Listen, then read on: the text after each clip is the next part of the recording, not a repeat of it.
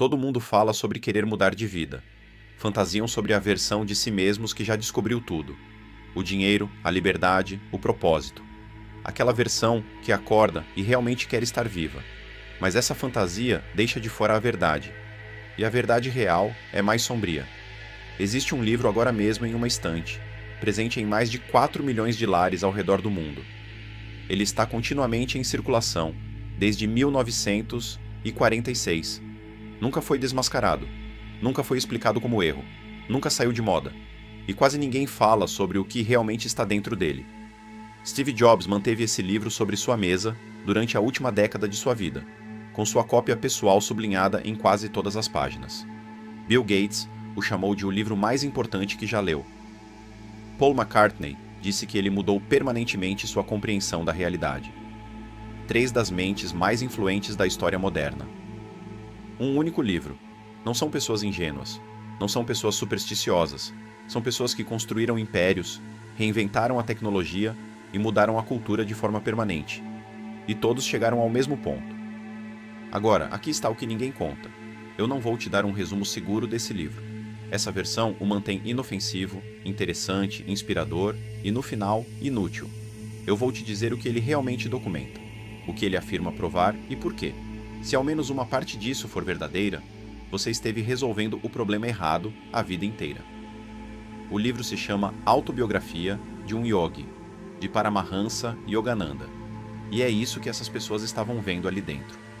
O livro documenta, com testemunhas nomeadas, datas verificáveis e cartas assinadas e reconhecidas em cartório, acontecimentos que não deveriam ser fisicamente possíveis.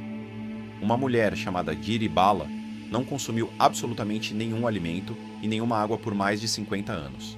Não foi redução de consumo. Foi 0 comida e 0 água por mais de meio século. Ela foi investigada pelo Maharaja de Burdwan e examinada por vários médicos. Seu caso foi documentado. Quando Yogananda finalmente a encontrou e perguntou diretamente, face a face, como aquilo era possível, ela descreveu uma técnica específica de yoga, que havia aprendido ainda jovem, uma prática que redirecionava a dependência do corpo de alimento externo para uma fonte interna de energia. Ela não chamou isso de milagre, chamou de ciência que aprendeu e praticou. Um santo chamado Swami Pranabananda apareceu em 2 cidades diferentes ao mesmo tempo. Não foi apenas um relato isolado. Houve múltiplas testemunhas independentes em ambos os lugares simultaneamente, sem possibilidade de deslocamento entre eles. O termo para isso é bilocação, e Yogananda não apresenta isso como milagre. Ele apresenta como consequência previsível de uma compreensão específica sobre a relação entre consciência e forma. O santo teria aprendido algo sobre a natureza da existência física, que fez com que a ideia de um corpo em um único lugar deixasse de ser uma lei e passasse a ser uma escolha. Um yogi elevou fisicamente o corpo do chão durante a meditação. Não de forma simbólica, não metafórica. O corpo realmente deixou o solo. Havia testemunhas presentes. Foi documentado. Yogananda descreve o acontecimento como um engenheiro descreve um avião decolando, não com espanto, mas com a clareza objetiva de quem descreve um resultado esperado de um processo que compreende. E então, ao evento que nunca foi explicado. O próprio guru de Yogananda, Sri Yukteswar, morreu. Seu corpo foi levado para um necrotério. O que aconteceu nos dias seguintes foi registrado pelo diretor do local, em uma carta assinada e reconhecida em cartório, que depois foi publicada e reportada na revista Time. O corpo não apresentou nenhum sinal de decomposição física. Não foi uma decomposição mais lenta. Foi 0 decomposição por 20 dias. Essa carta existe, não é contestada. Nunca foi refutada. Ela simplesmente permanece registrada, sem explicação. Agora é aqui que a maioria das pessoas comete o erro crítico. Quando encontram evidências como essas, fazem uma de 2 coisas. Ou descartam como fraude, ou tratam como milagre. As 2 respostas têm o mesmo efeito. Ambas permitem que você continue exatamente onde está. Ambas impedem que você faça a única pergunta que realmente importa. E se não for nenhuma das 2? E se esses eventos não forem falsos nem milagrosos, mas apenas resultados documentados de uma ciência que grande parte do mundo abandonou antes de compreendê-la? Yogananda tratava esses acontecimentos exatamente dessa forma. Ele dizia: aqui está o que aconteceu. Aqui está o mecanismo por trás disso. Aqui está uma estrutura antiga que previu isso 2000 anos antes de ser testemunhado. E aqui está porque é repetível por qualquer pessoa disposta a fazer o trabalho. Essa estrutura são os Yoga Sutras de Patanjali, escritos aproximadamente há 2000 anos. São 196 versos. E dentro desses versos está codificado, com a precisão de um manual técnico, um mapa completo da relação entre consciência e realidade física. Patanjali não chamou esses eventos de milagres. Ele os chamou de siddhis, perfeições, resultados naturais. Ele os listou da mesma forma que um livro de química lista reações. Não como maravilhas, mas como consequências previsíveis de processos compreendidos e aplicados corretamente. Ele descrevia a levitação com a mesma linguagem clínica que usava para falar sobre concentração. Descrevia viver sem alimento com o mesmo tom direto e objetivo que usava para falar sobre respiração. Descrevia a bilocação como uma extensão natural de um entendimento suficientemente desenvolvido do eu. A afirmação central dele, a mesma para a qual tradições tão diferentes quanto o hermetismo do Egito, o zoroastrismo da Pérsia e o taoísmo da China apontaram de forma independente, vindas de direções completamente distintas e usando linguagens totalmente diferentes. É esta: a realidade física não é o fundamento, a consciência é o fundamento. A realidade física vem depois, como consequência, e uma consciência treinada com profundidade suficiente pode alterar aquilo que aparece como consequência, de maneiras que a mente não treinada só consegue chamar de impossível. Essa é a afirmação. E a pergunta que eu quero que você considere agora, antes de avançarmos, não é se você acredita nisso. A pergunta é: o que isso significaria para a sua vida real se fosse ao menos 30% verdadeiro? Porque, se a consciência cria a realidade, mesmo que parcialmente, então a maior parte do que você está fazendo para mudar sua vida está direcionada para a camada errada. Você está trabalhando na tela enquanto o projetor continua igual. Está reorganizando os móveis da sua vida enquanto a planta original continua produzindo o mesmo desenho. É sobre isso que vamos falar. E vai custar algo para você ouvir isso. Quero nomear algo que você já sentiu, mas provavelmente nunca recebeu uma linguagem clara para descrever. Existe um tipo de estagnação que não é preguiça, não é falta de informação, nem mesmo falta de esforço. Você está trabalhando, você está tentando. Já leu os livros, aplicou os sistemas, fez os cursos, e mesmo assim continua batendo no mesmo teto, o mesmo nível de renda, a mesma dinâmica de relacionamento com pessoas diferentes, o mesmo padrão de autossabotagem exatamente no momento em que as coisas começam a dar certo. Você foi ensinado que isso é um problema de disciplina, de mentalidade ou de execução. Não é nenhuma dessas coisas. O que Yogananda compreendeu e o que Patanjali mapeou com uma precisão impressionante há 2000 anos é que todo ponto de bloqueio na vida humana é a expressão superficial de um padrão que opera em uma camada a qual a mente consciente não tem acesso direto. Você não consegue enxergar isso do ponto onde está. Não consegue pensar até chegar lá.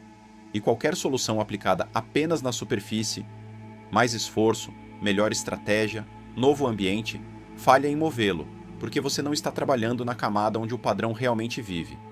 Aqui está a parte mais desconfortável que a autobiografia de um yogi contém. Não é a levitação, não é a bilocação. É isto. Yogananda descreve com detalhes precisos como o mundo externo que uma pessoa labita é, a cada momento, um espelho perfeito do mundo interno que ela está executando. Não uma aproximação grosseira, não uma tendência geral, um espelho perfeito. A qualidade dos seus relacionamentos reflete a qualidade do seu relacionamento consigo mesmo. O teto da sua renda reflete uma crença interna sobre qual nível de realidade pertence a alguém como você. Os problemas de saúde que continuam retornando refletem padrões de estagnação energética em áreas específicas. Os obstáculos que aparecem repetidamente, em formas ligeiramente diferentes, são o mesmo padrão interno vestindo figurinos diferentes para chamar sua atenção.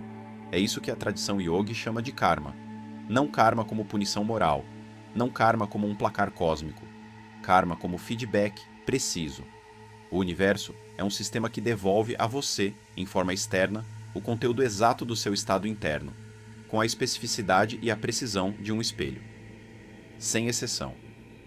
E é por isso que isso é a coisa mais importante que alguém já poderia te dizer sobre por que você está preso. Se sua vida externa é um espelho do seu estado interno, então mudar o externo sem mudar o interno não é apenas ineficaz, é impossível. O espelho sempre vai se atualizar para corresponder ao estado. Você sai de um relacionamento e encontra a mesma dinâmica com outra pessoa. Muda de emprego e recria as mesmas frustrações com uma nova equipe. Muda de cidade e leva seus padrões junto com você. O espelho se atualiza, o reflexo muda, mas o padrão por baixo permanece. E é exatamente por isso que o livro Seu Eu Superior, que está no primeiro comentário fixado, se torna tão essencial neste ponto. Porque não basta entender que sua realidade é um espelho. Você precisa saber exatamente como ajustar o padrão interno que está sendo refletido. E o livro entrega isso de forma direta e estruturada. Ele apresenta um passo a passo claro para aplicar os princípios da realidade espelhada na prática, sem mistério, sem teoria solta, sem abstrações difíceis de executar. Lá dentro você encontra o processo exato para começar a manifestar mais dinheiro de forma leve e rápida, não pela força, mas pelo alinhamento interno correto.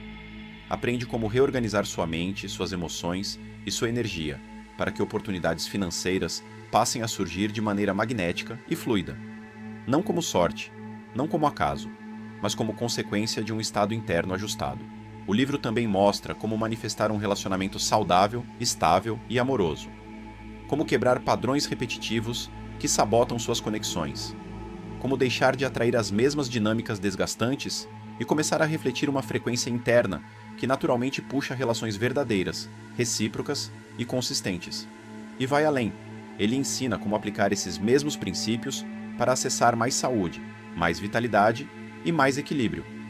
Porque quando o padrão interno muda, o corpo, os relacionamentos e as circunstâncias acompanham essa mudança. O seu eu superior organiza tudo isso em ações práticas. O que pensar, o que observar, o que ajustar, o que interromper, o que fortalecer. Basta seguir as etapas corretamente e permitir que o espelho faça o que ele sempre faz: refletir o novo padrão que você passou a sustentar. Se você quer parar de lutar contra a vida e começar a manifestar dinheiro, amor, saúde e tudo o que sempre desejou, de forma natural e magnética, vá agora no primeiro comentário fixado e acesse o seu eu superior. O espelho já está ativo. Agora é hora de escolher o que você vai projetar nele. É isso que o livro documenta, história após história.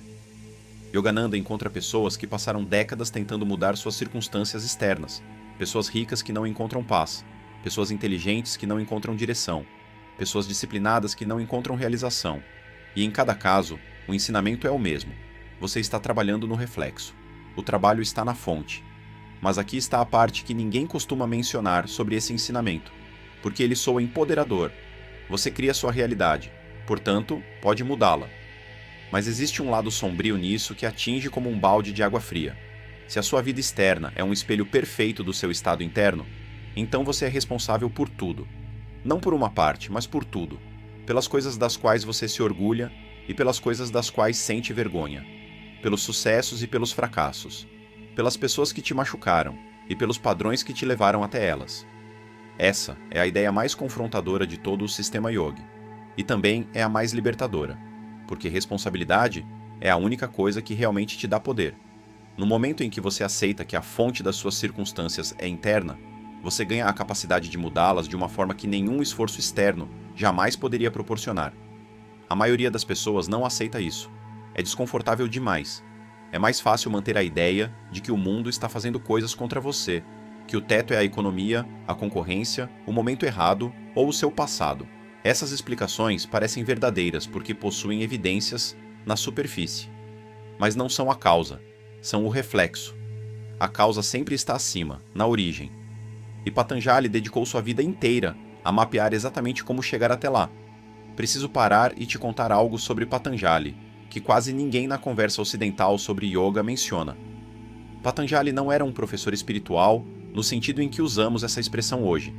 Ele era um cientista, um sistematizador, alguém que pegou os resultados acumulados de milhares de anos de investigação interior, feita por centenas de yogis de diferentes tradições, e condensou tudo isso em 196 versos com a precisão e a economia de uma demonstração matemática.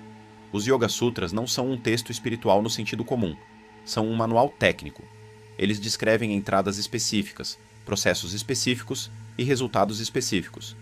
Descrevem o equipamento necessário, as condições exigidas, os estágios de desenvolvimento, os obstáculos que surgem em cada etapa e os resultados inevitáveis quando o processo é aplicado corretamente. Patanjali não diz talvez, ou em alguns casos. Ele diz: faça isso sob tais condições, por tal duração, e esses resultados seguirão inevitavelmente. Da mesma forma que um físico afirma: aplique esta força a esta massa por este tempo, e esta aceleração será inevitável. A descoberta central, o ponto sobre o qual todo o sistema é construído, é esta: a mente humana, em seu estado comum, está fazendo circular uma quantidade enorme de energia através de um sistema de processamento muito pequeno e muito barulhento. A mente superficial, aquilo que você experimenta como seus pensamentos, reações, planejamentos e preocupações, é como um gerador funcionando em plena capacidade enquanto a maior parte da energia produzida se perde em calor. A maior parte da energia da sua consciência está vazando em reatividade, em ruminação, no ruído constante de uma mente que comenta tudo o que encontra. E por baixo desse ruído, por baixo da conversa mental incessante, por baixo das reações automáticas, existe uma camada de consciência completamente diferente em qualidade, poder e relação com a realidade física. Patanjali chama essa camada mais profunda de Purusha, a consciência pura, o observador, o campo de percepção que sustenta toda a experiência sem ser definido por nenhuma delas. E todo o sistema dele, os 8 membros, as práticas, os estágios, é um protocolo preciso para levar você da superfície barulhenta até essa camada mais profunda. E aqui está, porque isso importa. A mente superficial, a mente ruidosa e reativa, que gera comentários o tempo todo, tem uma relação específica com a realidade física. Ela experimenta a realidade como algo que acontece com ela. Eventos externos ocorrem, a mente reage. Circunstâncias surgem, a mente responde. A mente superficial está fundamentalmente no lado do efeito da realidade. As coisas acontecem, e ela processa. Já a camada mais profunda, o Purusha, a consciência pura, tem uma relação completamente diferente com a realidade física. Ela não está no lado do efeito. No sistema de Patanjali, ela está no lado da causa. O campo da consciência pura não está abaixo da realidade física, reagindo a ela. A realidade física vem depois dela. Ela é consequência. Essa é a inversão que muda tudo. E antes que você descarte isso como misticismo, considere o que a física quântica vem dizendo há um século. O efeito do observador. Uma descoberta verificada experimentalmente, repetidamente confirmada e que não pode ser simplesmente ignorada. Mostra que o ato de observar altera aquilo que está sendo observado no nível quântico. Isso não é metáfora, é medição. O ato de observação consciente altera literalmente o comportamento das partículas físicas. A realidade, em seu nível mais fundamental, não é independente da consciência. Ela responde a ela. Patanjali sabia disso 2000 anos antes do experimento da dupla fenda.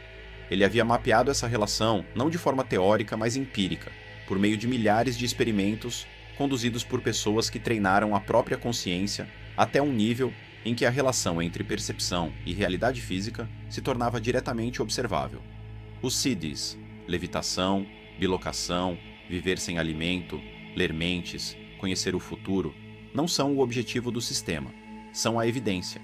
São o que acontece quando a consciência é treinada com profundidade suficiente para que a fronteira entre o observador e o observado se torne fluida. Eles representam o extremo de um espectro que começa com melhorias comuns, na percepção, na intuição e na capacidade de direcionar a própria vida, e se estende, naqueles que avançam até o limite, a fenômenos que não têm estrutura explicativa dentro da física comum.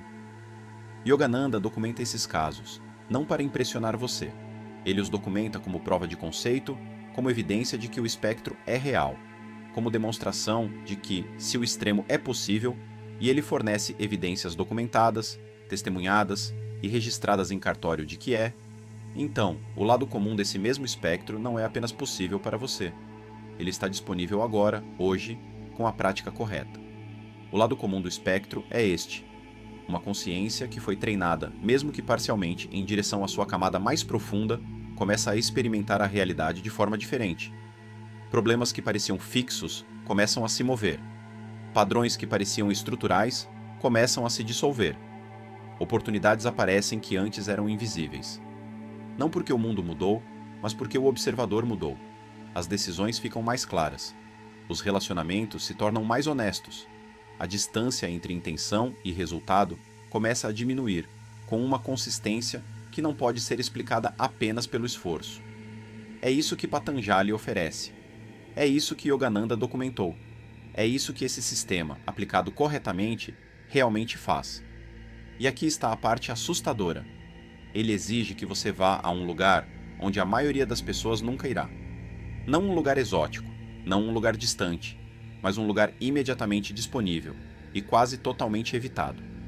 Um lugar dentro de você que é mais profundo do que seus pensamentos, mais silencioso do que suas reações, e mais real do que qualquer coisa que a mente superficial já tenha mostrado. A maioria das pessoas não vai até lá. Não porque seja fácil, não é, mas porque ir até lá significa encarar aquilo do qual você vem fugindo. E aquilo de que você vem fugindo é a verdadeira fonte de tudo que não está funcionando na sua vida. Esse é o preço. Sempre foi o preço. Clareza é gratuita. O que você encontra dentro dela, não. Vou compartilhar agora as descobertas específicas da autobiografia de um yogi e dos Yoga Sutras, que quase ninguém na conversa principal menciona. As que, uma vez compreendidas, fazem grande parte da conversa popular de autoajuda parecer pessoas discutindo a posição dos móveis dentro de um prédio em chamas. Primeiro segredo: seus pensamentos não são privados. Na autobiografia, Yogananda documenta repetidos casos de yogis lendo os pensamentos das pessoas ao redor, com precisão, não apenas percebendo emoções de forma vaga, mas identificando pensamentos específicos. Ele descreve seu próprio guru, Sri Yukteswar, corrigindo-o por pensamentos que ele nunca havia verbalizado, às vezes pensamentos que mal haviam se formado. Ele relata santos que, ao encontrar um estranho pela primeira vez, nomeavam memórias específicas, medos específicos, padrões específicos que aquela pessoa nunca havia compartilhado com ninguém. Patanjali codifica isso como um siddhi nos Yoga Sutras, conhecimento direto da mente de outro. Ele descreve isso como consequência natural de um estágio específico de desenvolvimento, da mesma forma que a visão é consequência natural de olhos funcionais. Uma capacidade que se torna disponível quando o nível de ruído da própria mente cai abaixo de certo limite. E o que isso significa para você? Significa que as pessoas ao seu redor estão recebendo seu estado interno, quer você o expresse ou não. Sua ansiedade em uma negociação é percebida. Sua dúvida em uma ligação de vendas é sentida antes mesmo de você falar. Seu ressentimento em um relacionamento é transmitido, mesmo que você nunca diga uma palavra sobre ele. Você está transmitindo continuamente. E as pessoas ao seu redor estão captando essa transmissão em níveis abaixo da consciência delas e respondendo àquilo que você emite, não a performance que tenta colocar por cima disso. É por isso que as pessoas mais carismáticas em qualquer ambiente nem sempre são as melhores performers. Elas são aquelas cujo estado interno é genuinamente coerente. O que elas transmitem e o que elas dizem são a mesma coisa. Não existe uma distância entre a energia que emitem e as palavras que usam. E as pessoas sentem essa coerência mesmo sem saber explicar o que estão sentindo. Segundo segredo: o tempo não é o que você pensa que é. Na autobiografia, Yogananda relata casos de yogis que conheciam o futuro, não de forma vaga, mas específica. Seu próprio guru disse a ele, anos antes de acontecer, qual seria um grande evento em sua vida, e a data exata em que ocorreria. E aconteceu naquela data. Isso não é apresentado como profecia no sentido religioso. É apresentado como consequência de acessar uma camada da realidade, onde o tempo linear não é tão rígido quanto parece na superfície. Patanjali também codifica isso. O conhecimento do passado e do futuro aparece como resultado natural de Samyama, uma prática avançada específica aplicada à natureza sequencial do tempo. Ele descreve isso com a mesma linguagem clínica que usa para todo o resto. Este resultado segue desta prática, esperado, repetível. A implicação prática para a sua vida é simples e direta. Todo resultado significativo que você já viveu foi precedido por um período de preparação interna, ou de bloqueio interno, que determinou o resultado, antes mesmo que as circunstâncias externas se tornassem visíveis. O fracasso no negócio que parecia surgir do nada foi precedido por meses de desalinhamento interno que já estavam transmitindo aquele resultado, antes do evento acontecer. O relacionamento que terminou foi antecedido por padrões que tornaram o fim inevitável, muito antes de qualquer um dos dois reconhecer conscientemente. Seu futuro, agora mesmo, está sendo determinado pelo estado interno que você está sustentando hoje. Não em grande parte, mas completamente. Terceiro segredo. O corpo não é sólido como você acredita. Um dos eventos mais difíceis de ignorar na autobiografia é a aparição de Sri Yukteswar a Yogananda após a morte. Não foi uma visão, não foi um sonho. Yogananda estava completamente acordado em um quarto de hotel em Bombaim, quando seu guru falecido apareceu fisicamente, materialmente, em um corpo que podia ser tocado e abraçado. O encontro durou um tempo prolongado e Yogananda descreve a conversa em detalhes. O guru explicou o mecanismo. A mesma consciência que havia habitado um corpo físico poderia, por meio da compreensão específica da relação entre consciência e matéria, reconstruir uma forma material à vontade. Patanjali descreve isso como Nirmana Chitta, a capacidade de criar corpos. Ele menciona isso sem drama, como um resultado avançado natural da prática. E o que isso nos diz sobre o corpo que você está habitando agora? Que ele não é a máquina biológica fixa, sólida e determinística que lhe disseram que é. Em seu nível mais profundo, ele é um padrão de energia mantido em determinada configuração por um padrão de consciência. Se você altera profundamente o padrão de consciência, a configuração energética muda junto. Isso não é metáfora. Remissões espontâneas de doenças terminais, documentadas, testemunhadas e medicamente inexplicáveis, não são anomalias. São dados. São eventos raros, mas reais, em que algo no padrão de consciência da pessoa mudou de forma tão profunda que o padrão físico se ajustou para corresponder. Yogananda documenta cura após cura ao longo da autobiografia, não por meio de medicina, mas por intervenção direta no nível causal. O curador não tratava o corpo. Ele acessava o padrão de consciência que gerava a condição física e o modificava na origem. O corpo se ajustava como consequência. Esse é o mecanismo. Está documentado. Foi testemunhado. É real. Quarto segredo. Energia é a moeda da realidade. E você está gastando a sua com coisas que não importam. Na autobiografia, Yogananda descreve em detalhes uma prática chamada Kriya Yoga, uma técnica específica de respiração e meditação, que sua linhagem preservou e transmitiu por séculos. Ele descreve essa técnica como o método mais poderoso disponível para acelerar o desenvolvimento da consciência. Babaji, uma figura da linhagem descrita como alguém que manteve um corpo físico por séculos por meio de práticas específicas, disse a Lahiri Mahasaya, o guru do guru de Yogananda, que o Kriya Yoga era a mesma ciência que Krishna havia ensinado a Arjuna no Bhagavad Gita 5.000 anos antes, e que Cristo teria ensinado privadamente aos seus apóstolos após a ressurreição. Essa única afirmação, de que a mesma tecnologia interior atravessa Krishna, Cristo e um yogi vivo do século XIX na Índia, é uma das mais extraordinárias de todo o livro, não por ser romântica, mas porque sugere que algo muito específico e muito preciso foi conhecido, preservado e transmitido continuamente por pelo menos 5.000 anos. Isso implica que o que a maior parte do mundo ocidental recebeu dessas tradições foi apenas a parte externa, o ritual, a doutrina, a forma institucional, enquanto a tecnologia interior foi transmitida de maneira privada àqueles que estavam preparados para utilizá-la. E o que é essa tecnologia interior? No centro dela está um princípio simples. O sistema energético humano tem uma direção. Na vida comum, a energia flui para fora, em direção às sensações, às reações, aos sentidos e ao mundo. Esse fluxo externo gera a experiência de ser uma pessoa, dentro de um mundo de circunstâncias. Ele cria a sensação de estar sujeito à realidade, em vez de ser a fonte dela. O Kriya Yoga e o sistema mais amplo de práticas ao qual ele pertence invertem essa direção. Eles puxam a energia para dentro e para cima, através da coluna, passando pelo sistema de chakras, em direção aos centros superiores de consciência. E conforme a energia começa a se mover nessa direção, a relação entre consciência e realidade começa a mudar. O praticante deixa de se perceber como alguém submetido às circunstâncias e passa a se perceber como a fonte delas. Não como uma filosofia, mas como uma mudança direta, sentida e inconfundível na própria qualidade da consciência. Quinto segredo. O guru não é quem você imagina. Um dos aspectos mais mal compreendidos da autobiografia e da tradição yogi em geral é o papel do mestre.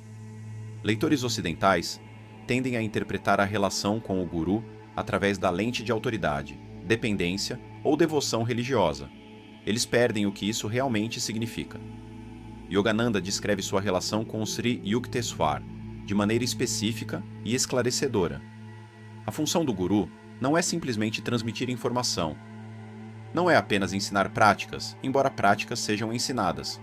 A função do guru é transmitir um estado de consciência diretamente, permitir que sua própria consciência mais profunda tenha um contato direto com o que uma versão plenamente desenvolvida de si mesma realmente é. Essa transmissão funciona como um diapasão. Quando um diapasão afinado em 440 Hz é tocado ao lado de uma corda também afinada em 440 Hz, a corda começa a vibrar sem ser tocada. A ressonância é direta. A transmissão é real. É por isso que Yogananda descreve ter sido transformado pela simples presença de seu guru antes mesmo de qualquer ensinamento formal acontecer. O estado de consciência era transmissível. Uma consciência avançada, ao estar próxima de uma consciência em desenvolvimento, eleva diretamente a frequência da consciência em desenvolvimento, ignorando completamente os mecanismos comuns de aprendizado. A implicação prática disso é clara. O ambiente não é neutro. As pessoas com quem você convive não são pano de fundo. Elas são transmissões ativas, contínuas e poderosas de uma determinada qualidade de consciência. A pessoa cujo estado interno é cronicamente ansioso, contraído e limitado transmite esse estado para todos ao seu redor. A pessoa cujo estado interno é genuinamente expandido, claro e alinhado transmite esse estado. Você está sendo moldado continuamente pelo campo de cada pessoa com quem passa tempo significativo. Isso não é metáfora. É o mecanismo que Yogananda descreve em detalhes técnicos ao longo do livro. Sexto segredo. O sono é um estado de samadhi, que você entra acidentalmente todas as noites. Essa ideia é impactante quando você a encontra pela primeira vez. Yogananda descreve o samadhi, o estado mais profundo de meditação, no qual a fronteira entre a consciência individual e a consciência universal se dissolve, como estruturalmente relacionado ao sono profundo. Os yogis descrevem o sono profundo, sem sonhos, como uma versão inconsciente do mesmo estado que o meditador avançado entra de forma consciente. Nos dois estados, a mente superficial se desliga. Nos dois estados, o senso individual de identidade se dissolve. No sono profundo, isso acontece acidentalmente, sem consciência, e a pessoa acorda renovada, mas sem memória do estado e sem crescimento consciente a partir dele. No samadhi, isso acontece com plena consciência, e a pessoa retorna permanentemente transformada. A diferença entre uma noite comum de sono e uma sessão profunda de meditação não está no estado em si, está na qualidade da consciência que entra nesse estado. Quando uma consciência treinada e desenvolvida entra no silêncio profundo, ela encontra o que está ali com plena percepção. Ela pode atuar naquele espaço, pode levar intenção até o nível causal, pode alterar o padrão na origem. Quando uma consciência não treinada entra nesse mesmo silêncio, ela não percebe nada. Acorda como se tivesse apenas perdido 8 horas, sem ter usado esse tempo de forma consciente. Isso muda completamente a forma como se entende a meditação. Você não está tentando alcançar um estado especial. Você está desenvolvendo a consciência, capaz de entrar no estado que você já acessa todas as noites, mas com lucidez suficiente para fazer algo útil ali. O estado não é raro. O que é raro é a consciência capaz de permanecer desperta dentro dele. Sétimo segredo: o verdadeiro motivo pelo qual sua manifestação não funciona. Essa parte atinge principalmente quem já está há muito tempo no universo da lei da atração. Nos Yoga Sutras, Patanjali descreve o Sankalpa, a intenção, com uma precisão que a conversa popular sobre manifestação quase nunca alcança. Ele diferencia intenção superficial e intenção profunda. A intenção superficial é o desejo consciente, a visualização, a afirmação repetida, o objetivo anotado no caderno. A intenção profunda é a instrução real que está sendo enviada à realidade pelo campo completo da sua consciência, incluindo, e principalmente, as partes que você não consegue acessar conscientemente. E aqui está o problema. Na maioria das pessoas, a intenção superficial e a intenção profunda estão em conflito direto. Você afirma que quer construir riqueza, mas sua intenção profunda pode ter sido moldada aos 9 anos, quando sua família tratava dinheiro como algo vergonhoso, ou aos 12, quando você viu seus pais brigarem por causa dele. ou aos 22, quando seu primeiro negócio fracassou e seu sistema nervoso registrou que buscar dinheiro gera dor. A intenção profunda passa a ser permanecer seguro. E seguro, na definição gravada internamente, significa não ter dinheiro suficiente para exigir a vulnerabilidade que ele traz. A intenção superficial vai para o aplicativo de metas. A intenção profunda é quem realmente conduz sua vida. É por isso que pessoas que aplicam todas as técnicas de manifestação continuam batendo no mesmo teto. A técnica trabalha na superfície. O teto está no nível profundo. E o nível profundo sempre vence, porque é ali que a realidade de fato está sendo gerada. A superfície é apenas comentário. O sistema de Patanjali foi projetado especificamente para acessar a intenção profunda, não para afirmar por cima dela, não para tentar substituí-la com pensamento positivo, mas para ir diretamente até ela, enxergá-la com clareza e transformá-la na origem. Só assim o teto realmente se move. As práticas fazem exatamente isso: a investigação profunda de si mesmo, a meditação sustentada e a retirada sistemática de energia dos padrões superficiais que estão gerando os bloqueios. Esse é o trabalho. Ele não é glamuroso, não é rápido, e é a única coisa que realmente funciona. E aqui está o ponto final que amarra tudo o que foi dito. Você não está tentando conquistar algo externo, não está tentando forçar a realidade a obedecer à sua vontade.